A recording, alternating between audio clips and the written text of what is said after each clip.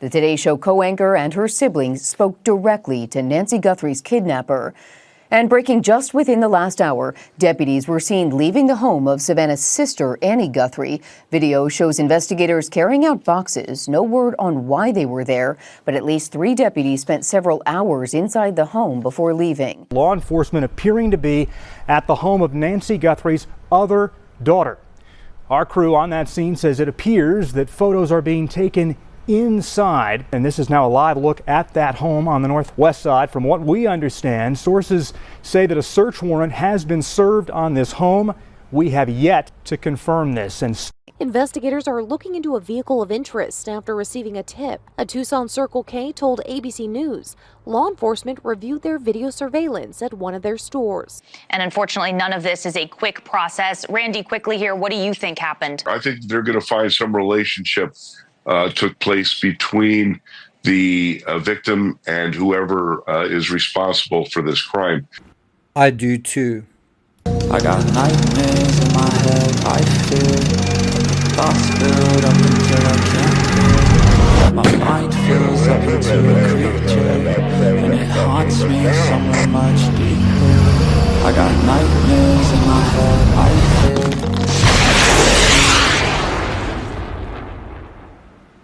So there's a lot at play here. There's a lot going on, and they are trying to do everything they can to corroborate this information that is being related to the family about the safety of their mom, and also at the same time try and put evidence together that can lead to the arrest of the individuals. According to Parade.com, at 11 p.m., News Nation journalist Brian Enton sent out a message on X. 3 deputies just arrived at Annie Guthrie's house. Within 30 minutes, he had another update, and they left, didn't go inside. That visit might have been simply to brief the family, or perhaps even for the family to brief the cops on their plans going forward. But according to the Daily Mail, a silver briefcase was also seen taken into the house. I don't think that briefcase contained cash, but digital recording equipment. According to the Daily Mail, investigators carried out a late-night search of Savannah Guthrie's sister Annie's home late Saturday night amid a renewed hunt for evidence of her missing mom, Nancy. As the search for Nancy Guthrie, 84, stretched past its 7th day, law enforcement returned to her daughter's home in Tucson, Arizona, and was seen taking photographs inside the property for several hours until around 10:30 p.m. local time.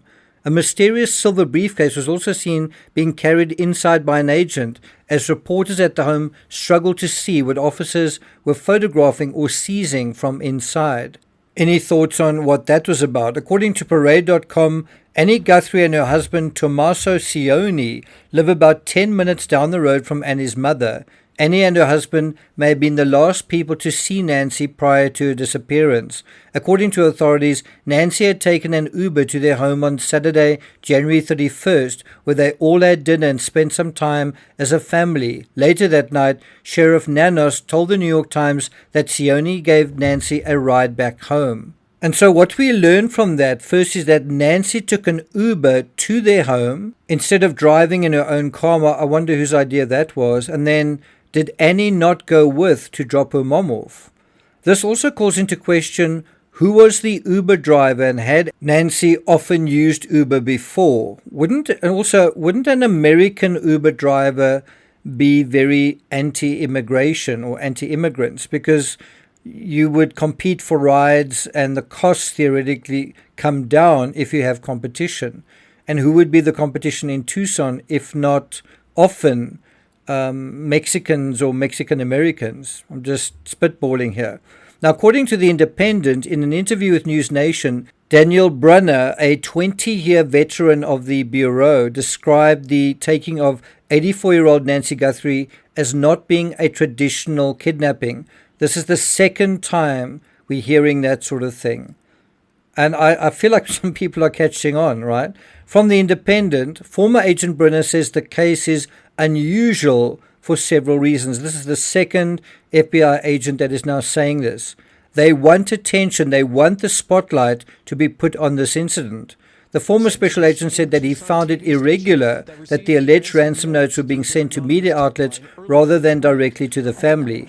Just so. The more attention this gets, the more dangerous it is for Nancy Guthrie. That is exactly right. From The Independent, because if it gets more attention, the kidnappers may do something rash because they're getting so nervous about the circle closing in on them. Heath Janker, the FBI chief in Phoenix, said that the details included a demand for money with a deadline that passed Thursday evening, and then a second deadline for Monday if the first wasn't met. At least one note mentioned a floodlight at Guthrie's home and an Apple Watch, Janker said. Meanwhile, another sign that the cops may have reached a dead end comes via this recent comment from the sheriff. I wish technology was as easy as we believe it is.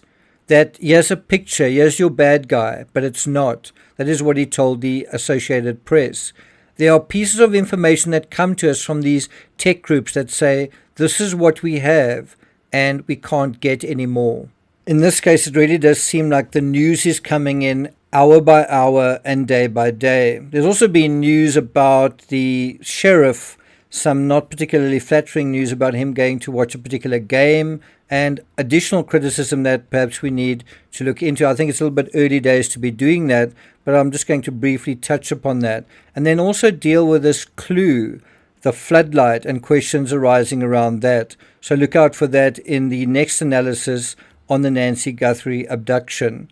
By the way, if you're new to this channel and you haven't already subscribed, please do subscribe.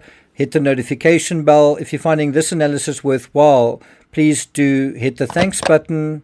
If it's your very first time visiting this channel, have a look at my 10-second bio. I've attended murder trials in America, actually around the world, also in South Africa.